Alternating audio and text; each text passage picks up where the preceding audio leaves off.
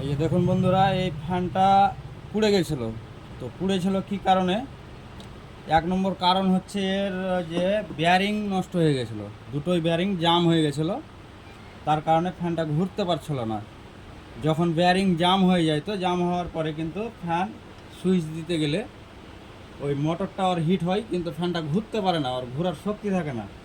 তার কারণে যেটা করলাম এখন, বেয়ারিং দেখুন নতুন বেয়ারিং লাগিয়ে দিলাম, দুটোই বেয়ারিং লাগিয়ে দিলাম নতুন। প্রথমে বেয়ারিং লাগাতে হবে।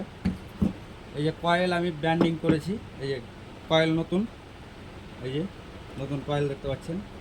এবার এই মালটা ফিটিং করব কিভাবে, ওই ফিটিং করাটা দেখাবার জন্যই আজকে ভিডিওটা করা। এবার আপনারা আমার সাথে থাকুন, ভিডিওটার সাথে থাকুন, লাইক শেয়ার কমেন্ট করুন। এবং আমার ইউটিউবও চ্যানেল পেয়ে যাবেন, ইএকে ডিটিএইচ লিখে সার্চ মারলেই আমার নাম ছবি সমেত চলে আসবে। ওটাকে চ্যানেলটাকে আমার একটু সাবস্ক্রাইব করে দেবেন।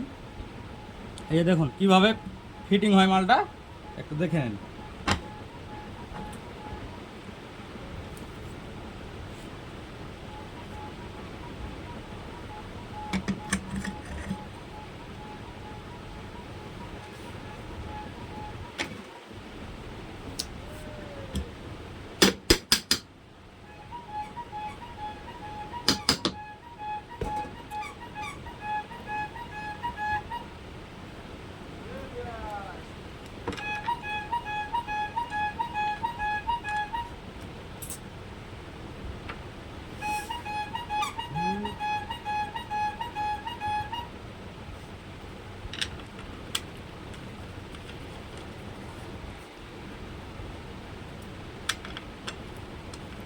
এবারে আমার নাট লাগা কমপ্লিট।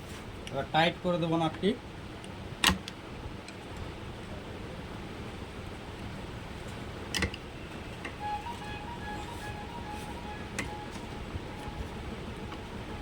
সব সময় কিন্তু খেয়াল রাখতে হবে এই মালটা যেন ফ্রি থাকে। ফ্রি না থাকলে কিন্তু ঠিকঠাকভাবে ঘুরবে না, আর না ঘুরলে কিন্তু আবার কয়েলটা পুড়ে যাওয়ার চান্স থাকে।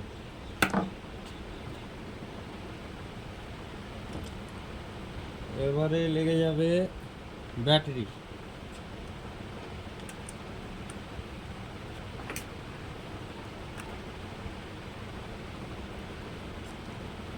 একদম সহজেই কিভাবে ফিটিং হয়ে যায় আপনারা দেখুন,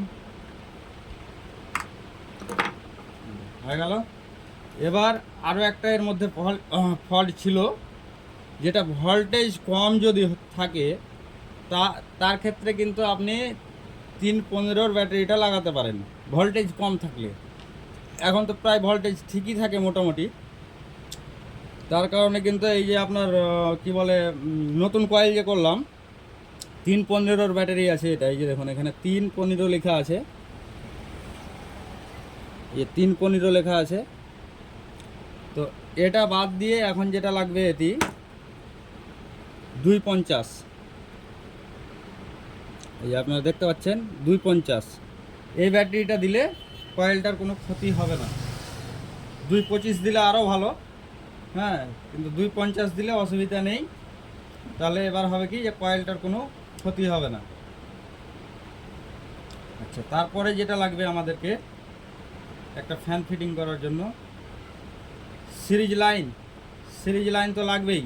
কেন আপনি এটা ফিটিং করার পর ডাইরেক্ট লাইনে দিতে পারবেন না, ডাইরেক্ট লাইনে দেওয়াটা ঠিকও হবে না, শর্ট হয়ে যাওয়ার সম্ভাবনা থাকে।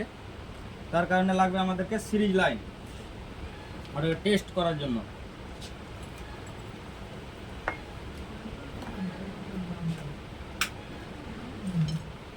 এই দেখুন এবার এটা হচ্ছে সিরিজ লাইন, এটা হচ্ছে উল্টা কানেকশন। এই যে এটা উল্টা ঘুরছে।